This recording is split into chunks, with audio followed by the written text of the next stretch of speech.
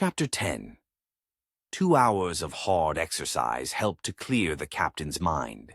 He sat down on a nearby bench, watching battle brothers and initiates alike fight and spar. His own workout had been intense. The training servitor would need repairs after the beating it had taken. From his vantage point, he could observe multiple practice cages at once.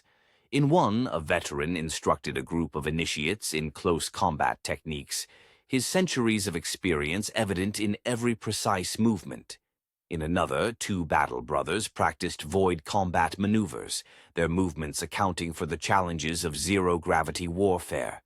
The constant rhythm of combat practice filled the chamber. The sharp crack of practice weapons meeting, the grunt of effort as warriors grappled, the call of instructors correcting form or praising proper execution. Even the air seemed charged with purpose, heavy with the effort of warriors honing their skills. Some of the younger Marines were attempting more showy maneuvers, perhaps inspired by the upcoming Hunters Games. Their veteran instructors quickly corrected such displays, reminding them that practical efficiency mattered more than dramatic flourishes. Zavas found peace in watching these familiar scenes, in the simple dedication of warriors training to serve the Emperor. These moments, he reflected, represented the true strength of their chapter, not just in martial skill, but in the passing of knowledge from one generation to the next. Personal log, Captain Zavas. Even in the most uncertain times, one can find peace in war. Today's training session has reminded me of this truth. While our mission to the Nephilim sector holds many unknowns, and the Hunters' Games present their own challenges, here in the training cages, everything becomes simple again. He paused, watching an initiate perfect a defensive stance after several attempts. The rhythm of combat, the focus of warriors in training, these things remain constant whether in peace or war, in certainty or doubt. Perhaps that's why our chapter maintains such extensive training facilities aboard our vessels. In the void between stars, we find stability in the warrior's path. Around him, the sounds of practice continued. The clash of weapons, the thud of bodies on mats, the sharp commands of instructors. Each noise added weight to his words as he finished his log entry. The games approach, and with them new trials for us all. But here, in these training cages, I'm reminded that at our core, we remain warriors of the Emperor, sons of Vulcan, ready for whatever challenges await. A practice sword clattered across the deck, spinning to a stop at Captain Zavas's feet. He bent down to retrieve it, extending it toward the initiate who had lost it. But instead of accepting the weapon, the young warrior bowed. "By your leave, my lord," the initiate said, stepping quickly aside. In that same moment, the battle brother who had been sparring with the initiate charged forward, practice weapon raised. Zavas reacted instantly, bringing up the training sword to meet the attack. The clash of practice weapons echoed through the training cage as the two warriors engaged. The surrounding area quickly cleared as others stopped their own practice to watch their captain trade blows with the bold battle brother. Each strike and parry demonstrated centuries of combat experience, their movements precise and measured despite the spontaneous nature of the bout. Metal rang against metal as they tested each other's defenses, neither warrior holding back despite their difference in rank. The training cage, moments ago just a place of routine practice, had become an impromptu arena for a display of martial skill. Other Marines gathered to observe, initiates watching with particular attention, as their captain demonstrated why he held his rank. Each movement was a lesson, each counterattack an example of battlefield efficiency. The training room filled quickly as word spread of the impromptu match. Crew members and Marines pressed forward around the practice cage, their cheers and shouts echoing off the metal walls. "10 rations on the captain," called out a deckhand. "The brother has youth on his side," countered another. The crowd continued to grow, the normal hierarchy of ship life temporarily forgotten in the excitement of watching their captain engage in open combat.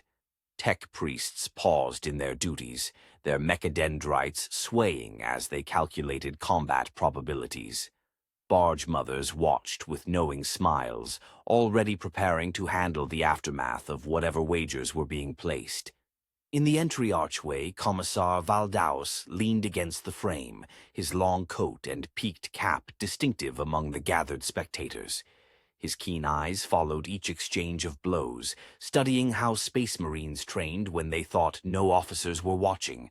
The practice weapons clashed again and again, neither warrior giving ground. The Battle Brothers' bold challenge and the captain's acceptance had transformed a routine training session into something more. A reminder that their chapter's strength came not just from discipline, but from the warrior spirit that drove them to constantly test themselves against worthy opponents. Through it all, the initiate who had lost his sword stood at attention, watching his captain demonstrate firsthand the level of skill he might one day achieve. The practice weapons clashed in a brilliant display of martial skill, each warrior executing spectacular moves that drew gasps and cheers from the crowd. The Battle Brother launched a complex attack sequence, his blade weaving patterns in the air, while Captain Zavis matched him, move for move. Counter after counter, their weapons met with precision and power.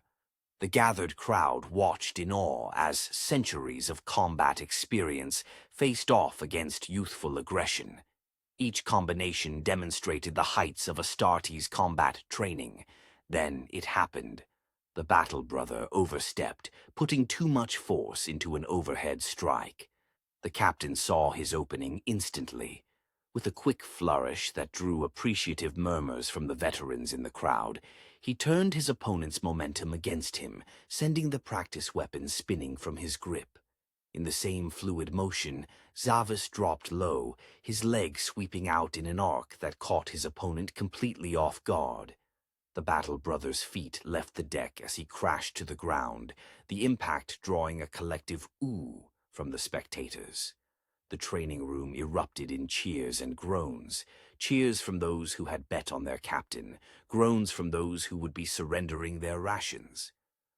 Commissar Valdaus raised an eyebrow, clearly impressed despite his usual stoic demeanor. The fallen Battle Brother lay on his back, looking up at his captain with a mix of respect and chagrin.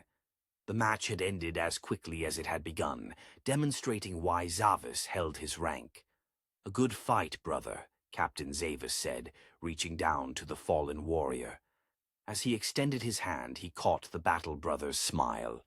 "It's over when you are on your back, Captain," the brother replied, suddenly gripping Zavis's wrist and pulling hard. Using the captain's own falling momentum, he executed a perfect flip throw. But centuries of combat experience don't fade easily. Though caught off guard, Zavis's body reacted with practiced efficiency, turning the fall into a smooth roll. Both warriors regained their feet simultaneously, drawing a thunderous cheer from the crowd. The training room erupted with renewed excitement. Crew members who had been counting their winnings suddenly held onto their betting slips. The Commissar leaned forward slightly from his position in the doorway, his interest clearly piqued by this display of Astartes' combat prowess. "Well played, brother," Zavis acknowledged, settling into a ready stance. The practice weapons lay forgotten on the deck as both warriors prepared to continue their match with pure hand-to-hand combat. The gathered crowd pressed closer, eager to see how this unexpected continuation would play out. The Battle Brothers' clever reversal had transformed a simple training bout into something more, a demonstration of the cunning and adaptability that marked true warriors of their chapter. The Battle Brother charged forward, driving his shoulder into the captain with tremendous force.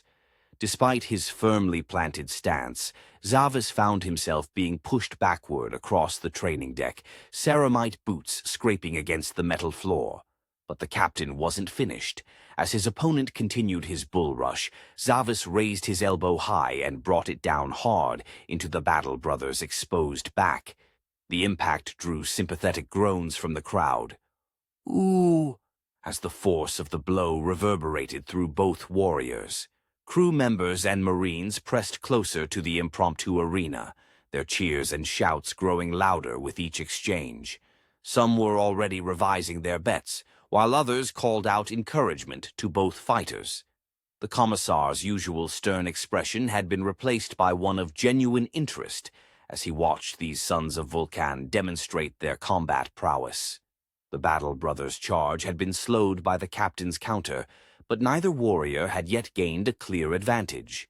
They remained locked together, each seeking to turn the other's momentum to their advantage, their centuries of training evident in every move and counter-move.